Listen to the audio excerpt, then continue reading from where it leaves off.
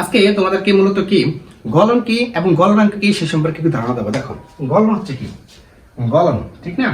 গলন গলন একটা প্রক্রিয়া, মূলত গলন একটা প্রক্রিয়া। কোন প্রক্রিয়া? যে প্রক্রিয়া তোমার কি কোন একটা কঠিন পদার্থকে যদি আমি তাপ প্রদান করি, কি প্রদান করি? মানে কি তাপ প্রদান, ফলে সেটা কি তরলে পরিণত হয়। কিসে পরিণত হয়? তাহলে যে প্রক্রিয়া কোনো কঠিন পদার্থকে তাপ প্রদান করলে তা তরলে পরিণত হয়, সে প্রক্রিয়া কি বলে? গলন প্রক্রিয়া বলে। বুঝতে পারছি? এখন যদি বলে গলনাঙ্ক কি, তাহলে এখন এই যে একটা তাপমাত্রা প্রয়োগ করে আমি কি কঠিন পদার্থকে কি তরলে পরিণত করছি, ঠিক না?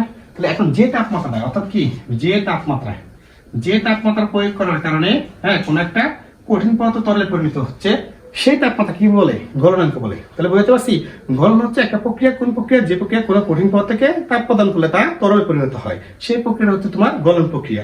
আর তাপমাত্রা হচ্ছে কি তোমার গলনাঙ্ক। তার মানে বুঝতেছি যে তাপমাত্রায় কোনো কঠিন পদার্থকে যে তাপমাত্রায় কোনো কঠিন পদার্থটা তরলে পরিণত হয়, সেই তাপমাত্রা হচ্ছে তোমার কি? গলনাঙ্ক।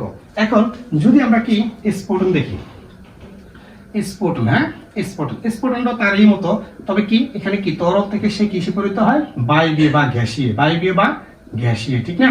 তাহলে এখন দেখো, তাহলে এখানে আমরা তাপ প্রয়োগ করবো। তাহলে স্ফুটনটাও কিন্তু গলনের মতন একটা প্রক্রিয়া। কোন প্রক্রিয়া? যে প্রক্রিয়া কি আমরা কোনো তরল পদ থেকে তাপ প্রদান করলে তা গ্যাসীয় বা জলীয় বাষ্প বা বায়বীয় পদে পরিণত হয়, সেই প্রক্রিয়াটা হচ্ছে মূলত কি? স্ফুটন।